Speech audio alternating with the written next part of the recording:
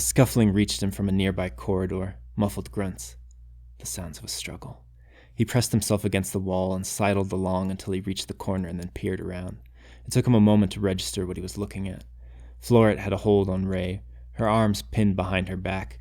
Barnes stood to the side, Ernley in front, his back to Mitsue. Mitsue could imagine the cold gleam in those sapphire eyes. All of them were twisted and thrown back from the depths of a large mirror. So far, they hadn't noticed him. Mitsue pulled back around the corner and rested his head against the wall. He took a deep breath to steady himself. Patience, a voice called dimly out of the past. His father had tried to teach him. A flash of the dojo's polished wood floor between them. If he rushed in, he'd be overwhelmed. He needed to think, find an opening. That's what he needed now. That, and a weapon. He looked back up the hallway through which he'd just passed. Propped against the left wall was a broom someone had forgotten to put away. He hefted it in his hands, feeling the balance. Don't let them see your fear. He stepped out into the hallway. "Let her go," Mitsue demanded in the most imperious tone he could muster. "Well, well, the skink shows himself. Aren't we lucky boys?" Ernley said, rolling his shoulders. "Planning a little late-night cleaning, skink. It suits you." Barnes and Floret guffawed, but Mitsue only had eyes for Ray. She looked unhurt. Their eyes met. He saw a feral glint there amid the green. He knew that look. "Please, Ray, don't do anything stupid." He took a step forward. No, Ernley chided. "Where do you think you're going? You stay right there." "Let her go," Mitsue said again. Then, recognizing Ernley's vanity, he added, "Please." "Please," he says. Such a polite skink. That's right, Mitsue thought.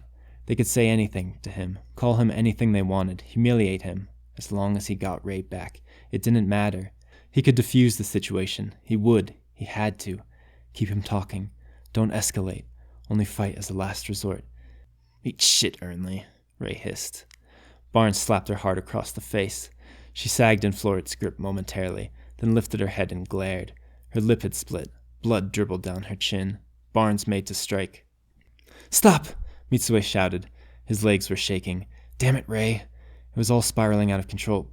Please stop." "Why should he?" Ernley asked, amused. "It's only fair," he said. "Only fair. She needs to be punished for that. And for earlier. Didn't think I would forget, did you?" he said, facing Ray. He slid a slim paring knife from his sleeve. "I'm only going to hurt you a little bit, just so you understand." He teased the knife over her throat. "Just enough to teach you some respect." Ray spit a mouthful of blood into his eyes. "Ah!" Ernley fell backwards, clawing at the blood. A memory drifted to the surface of Mitsue's mind. He was facing his father across the gleaming wood floor of their dojo. In his hands he held his bakudo, his wooden practice sword. Sweat rolled down his neck. They had been drilling all day. "Now," his father would shout. "Again! Again!" Mitsue would charge at him, his sword slicing through the air. At the last moment, his father would step to the side and strike Mitsue hard across the chest. "Focus," he'd said after Mitsue's last attempt. "You lack focus."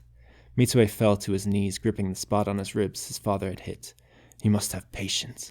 When you are fighting for your life, there is only you and your opponent, and your will to break him. Nothing else. Wait for an opening." He helped Mitsue to his feet. "Now, again." An opening. Mitsue darted forward, swinging the shaft of the broom up into Barnes's throat as the boy turned. Dodging to the side, he struck Floret's left wrist, making him howl in pain. Suddenly free of his grip, Ray fell, then scrambled to her feet beside Mitsue. Ernley squinted at them, a webbing of Ray's spit and blood sliding down his face. His eyes narrowed to slits, his irises smoldering like blue flame. "You bitch," he spat. "I'll make you pay for that."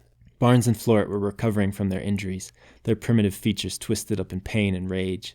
Mitsue readied himself for the fight, raising the broom's handle. Guess there's no other way. The twins circled to either side. Ernley raised the small knife. Ray wiped the blood from her lips with a fist and caught Mitsue's eye and nodded. "Find a sister. That's all we have to do," Mitsue told himself.